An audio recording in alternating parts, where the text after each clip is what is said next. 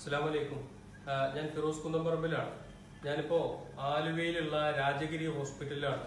ഇത് മുഹമ്മദ് റാസിക്കിന്റെ ഒരു ചികിത്സയുടെ ആവശ്യവുമായിട്ടാണ് നിങ്ങളുടെ മുന്നിലേക്ക് വരുന്നത്. മുഹമ്മദ് റാസിക്കിനെ പലർക്കും അറിയും. കാരണം പത്രമാധ്യമങ്ങളിലൂടെയൊക്കെ പലരും കണ്ട ഒരു വ്യക്തിയാണ് മുഹമ്മദ് റാസിക്ക്. 26 രാഷ്ട്രങ്ങളെ പിന്നിലാക്കി ഒളിമ്പിക്സിൽ ഇന്ത്യക്ക് വേണ്ടി സ്വർണം നേടി നാട്ടിലേക്ക് വരുമ്പോൾ ആ നാട് റാസിക്കിനെ സ്വീകരിച്ചത് ഞാനും കണ്ടിട്ടുണ്ട്. ശരിക്കും പറഞ്ഞാല് കേരളത്തിന് തന്നെ അഭിമാനമായി മാറിയ ഒരു വ്യക്തിയാണ്. നാടിനും നാട്ടുകാർക്കൊക്കെ ഒരുപാട് ഇഷ്ടമാണ്.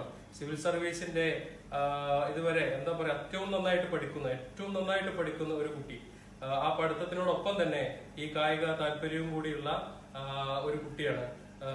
ഇത് റാസിക്കിന്റെ വാപ്പയാണ്. വാപ്പ കൂലിപ്പണിക്ക് പോയിട്ടാണ് ആ കുടുംബം നോക്കുന്നത്. ഒരു പക്ഷേ ഒരു കൂലിപ്പണിക്കാരനായ ഈ വാപ്പാക്ക് സ്വപ്നം കാണുന്നതിന് അപ്പുറത്തേക്കൊക്കെയാണ് ഈ മകൻ വളർന്നത്. അത് പഠിത്തത്തിലാണെങ്കിലും നമ്മുടെ നാടിനും രാജ്യത്തിനു വേണ്ടിയാണെങ്കിലും ഒക്കെ.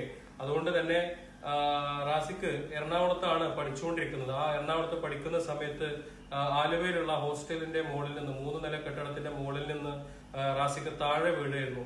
താഴെ വീണതിന് ശേഷം തലക്ക് സാരമായ പരിക്ക് പറ്റുകയും അതുപോലെ തന്നെ ശരീരത്തിന്റെ പല ഭാഗങ്ങളിലും അതിന്റെ പരിക്കുകളുണ്ട്.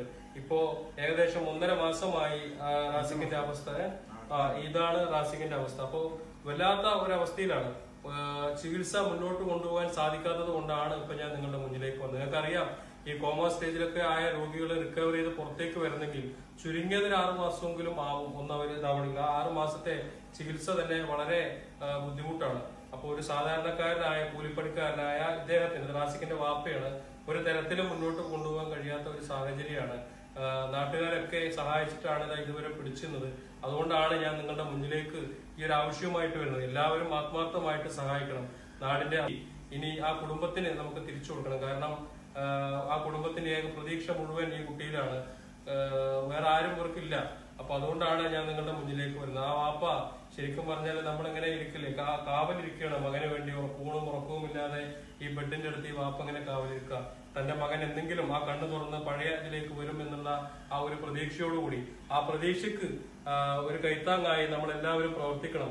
എന്റെ ഈ ശബ്ദം ശ്രമിക്കുന്ന, ഈ വീഡിയോ കാണുന്ന പ്രവാസ ലോകത്തുള്ള എല്ലാ സുഹൃത്തുക്കളും നമ്മുടെ വാട്സപ്പ് കൂട്ടായ്മയിലൂടെ, നമ്മുടെ ഫേസ്ബുക്ക് കൂട്ടായ്മയിലൂടെ കഴിയുന്ന സംഖ്യ സമാഹരിച്ച് ഇവരുടെ അക്കൗണ്ടിലേക്ക് കൊടുക്കണം. ശരിക്കും കണ്ടാൽ സഹിക്കാൻ കഴിയാത്ത അത്രയ്ക്കും ഒരു വല്ലാത്തൊരവസ്ഥ. 23 വയസ്സേ അവനായിട്ടുള്ളൂ.